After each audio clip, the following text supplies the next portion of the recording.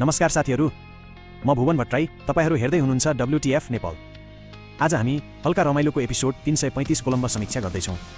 यो एपिसोड हेर्दा लाग्छ दुधभन्दा पनि बल्छी ध्रुवेको दिमाग धेरै दौडिएको रहेछ।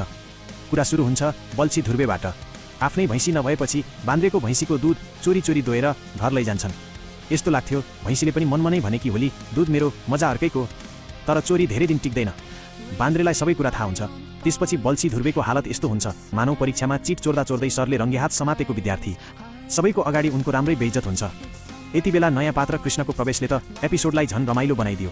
अनि केटी मान्छेले देख्नै हुँदैन, कसैले देख्नै हुँदैन भन्दै लुकाउने उनको शैलीले दर्शकलाई हाँदा हाँस्दा पेट दुख्ने अवस्था बनाउँछ। यस्तो प्लास्टिकको भैँसी त सायद भैँसी आफैले देखे पनि छक्क पर्थ्यो होला। यता बल्छी ध्रुवे फेरि पनि दुधको चक्करमा पर्छन्, तर यसपटक आफ्नै ससुराको अगाडि पर्दाफास हुन्छ। त्यसपछि पुपुले पनि एकपछि अर्को गाली गर्दै भन्छन्, किन यस्तो गरेको, हामीलाई यस्तो काम चाहिएको थिएन। त्यो दृश्य हेर्दा बल्छीको अनुहार हेर्न लायक थियो।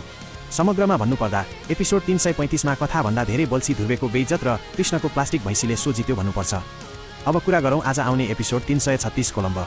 के बल्छी फेरि अर्को नयाँ जुगाड निकाल्नेछन् कि बान्द्रेले यसपटक कडा बदला लिनेछन्? नयाँ पात्र कृष्णले अझ कस्तो काण्ड मचाउनेछन् त्यो भने आजको एपिसोडले नै बताउनेछ। तपाईलाई के लाग्छ एपिसोड 336 मा सबैभन्दा ठूलो हंगामा कसले मचाउनेछ? आफ्नो विचार कमेन्टमा लेख्न नबिर्सनुहोस्। भिडियो मन परे लाइक, शेयर र WTF नेपाललाई सब्स्क्राइब गर्न नभुल्नुहोस्। फेरि भेटौँला, धन्यवाद।